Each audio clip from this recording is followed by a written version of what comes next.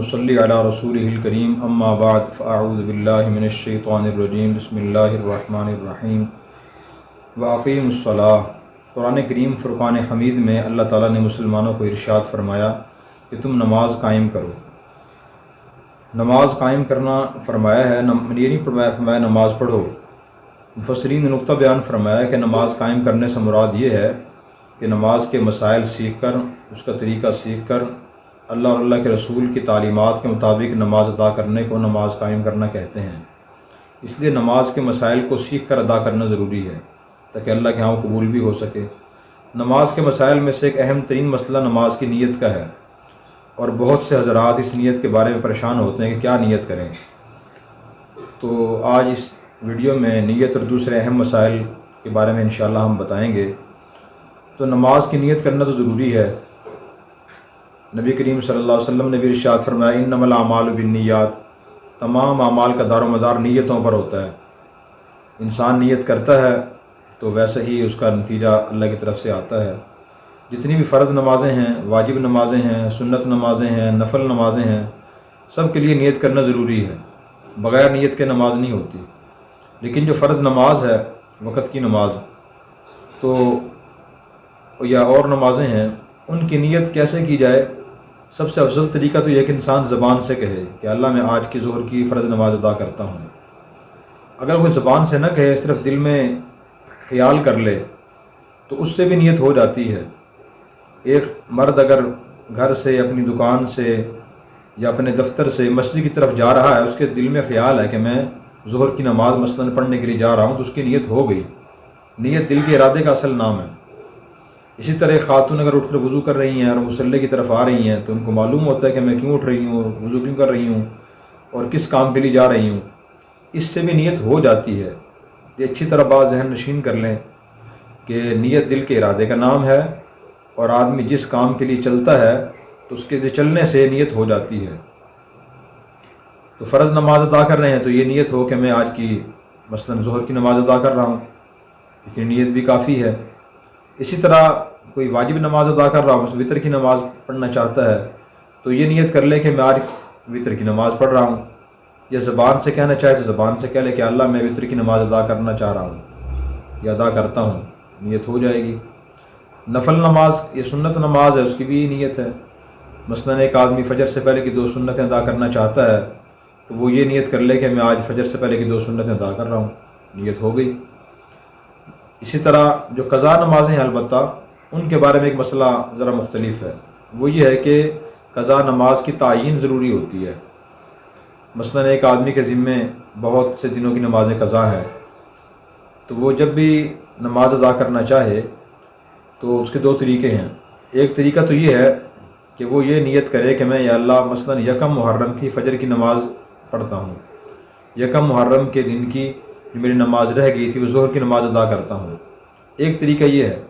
دوسرا اس سے آسان طریقہ یہ ہے کہ جب بھی آج قضا نماز انسان پڑھنا چاہے تو اس وقت یہ نیت کر لے کہ جتنی میری نمازیں چھوٹی ہوئی ہیں، قضا ہیں، ان میں سے جو پہلی فجر کی ہے وہ ادا کرتا ہوں، پہلی ظہر کی نماز ادا کرتا ہوں، پہلی عصر کی ادا کرتا ہوں، پہلی ظہر کی ادا کرتا ہوں۔ تو اس کا نتیجہ یہ ہوگا کہ جو پہلے دن اس نے یہ نمازیں قضا کی ہیں، ادا کی ہیں، تو جو پہلی تھی وہ اس نے ادا کر دی۔ اگلے دن جب وہ ادا کر رہا ہے تو اگلے دن کی جو نمازیں ہیں، یعنی مثلاً 2 محرم کی 2 تاریخ کی جو نمازیں ہیں وہ پہلی بن گئی ہیں، جو قضا نماز ان میں سے پہلی وہ بن گئی ہیں۔ دوسرا آسان طریقہ یہ ہے۔ نماز جنازے کے لیے بھی نیت کرنا ضروری ہے۔ اس کی نیت بھی یہ کافی ہوتی ہے کہ اللہ میں بالغ مرد عورت کا یا نابالغ بچی کا نماز جنازہ پڑھ رہا ہوں، اتنی نیت کافی ہے۔ جو جنازہ گاہ میں لمبی نیت بتائی جاتی ہے وہ شرعی لحاظ سے ضروری نہیں ہے کہ 4 تکبیر نماز جنازہ فرض کفایہ ثنا اللہ تعالیٰ کے لیے، درود نبی پاک صلی اللہ علیہ وسلم کے لیے، دعا حاضر میت کے لیے، منہ کعبہ شریف کی طرف اللہ اکبر، یہ کہنا کوئی شرعی لحاظ سے ضروری نہیں ہے، دل میں ارادہ ہونا کافی ہے۔ البتہ جو نفل نماز، اس میں اللہ تعالیٰ نے بڑی آسانی رکھی ہے کہ نفل نماز میں اگر آدمی ایک سے زیادہ نمازوں کی نیت کر لے تو سب نمازوں کا اللہ تعالیٰ ثواب عطا فرماتے ہیں۔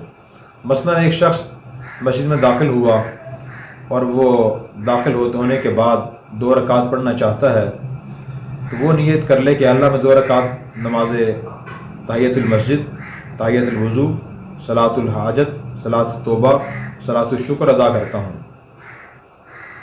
تو جتنی نیتیں کرے گا نفل نمازوں کی ان سب کا ثواب مل جائے گا صرف 2 رکعت پڑھنے سے۔ یہ نیت کے مختصر سے مسائل ہیں۔ اور اس کے علاوہ دوسرا جو مسئلہ ہے وہ ہے نماز کے ارکان کا۔ نماز کے ارکان کو جاننا ضروری ہے۔ اگر نماز کے ارکان میں سے کوئی چیز رہ جائے، شرائط میں سے کوئی چیز رہ جائے تو نماز نہیں ہوتی۔ شرائط تو یہ ہیں: کپڑے کا پاک ہونا، جگہ کا پاک ہونا، نماز کا وقت ہونا، قبلے کی طرف رخ ہونا، یہ چیزیں ضروری ہیں۔ اور اسی طرح نماز کی نیت کرنا، اگر ان میں سے ایک چیز بھی رہ جائے، مثلا نمازی کپڑے پاک نہ ہوں، جسم پاک نہ ہو، بے وضو تھا، بے غسل تھا اور بھول کر نماز ادا کر لی تو نماز نہیں ہوئی، نماز دوبارہ پڑھنی پڑے گی۔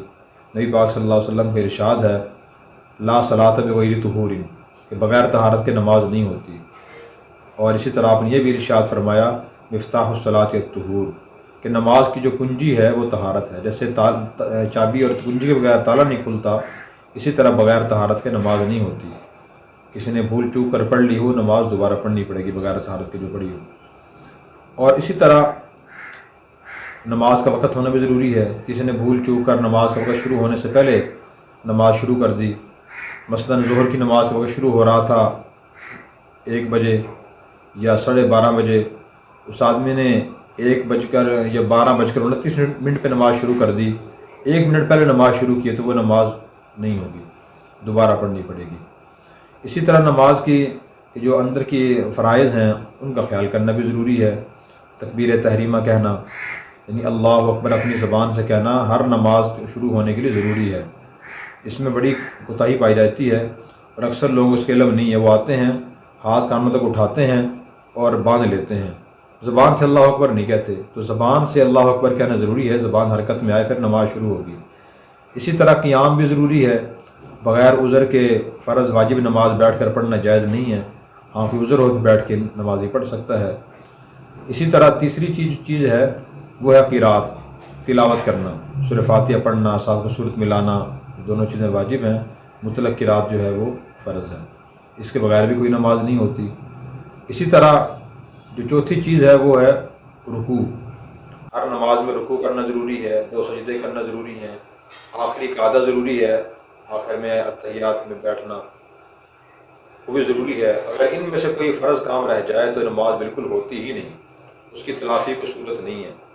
البتہ یہ ہو سکتا ہے کسی نے اگر 1 رکعت میں 1 سجدہ کیا، 2 سجدے کرنا انسان دوسرا سجدہ بھول گیا تو اگلی رکعت میں انسان 3 سجدے کر لے اور سجدہ صاف کر لے تو نماز درست ہو جائے گی۔ سجدہ صاف کرنے سے اور فرض ادا کرنے سے، فرض بالکل چھوٹ جائے تو نماز نہیں ہوتی۔ جو نماز کے واجبات ہیں اگر ان میں سے کوئی کام چھوٹ جائے بھول چوک کر یا اس میں تاخیر ہو جائے تو سجدہ صاف کرنے سے نماز درست ہو جاتی ہے۔ مثلا کوئی نمازی 4 رکعت نماز پڑھ رہا ہے اور اس میں صرف فاتحہ پڑھنا کسی پہلی رکعت میں دوسری فاتحہ پڑھنا بھول گیا، ساتھ سورت ملانا بھول گیا، یا 4 رکعت والی نماز تھی 2 رکعت کے بعد بیٹھنا تھا، تحیات پڑھنی تھی وہ بھول گیا، بیٹھنا بھول گیا، یا تحیات پڑھنا بھول گیا تو واجب چھوٹ گیا۔ فاتحہ پڑھنا واجب، سورت ملانا واجب تھا، بیٹھنا واجب تھا، اور اسی طرح اتحیات پڑھنا واجب تھی، یہ چھوٹ گئیں، سجدہ صاف واجب ہوگا، سجدہ صاف کرنے سے نماز درست ہو جائے گی۔ اللہ تبارک و تعالی ہمیں نماز نبی کریم صلی اللہ علیہ وسلم کی تعلیمات کے مطابق ادا کرنے کی توفیق عطا فرمائے۔ Subscribe now and press the bell icon. Never miss an update.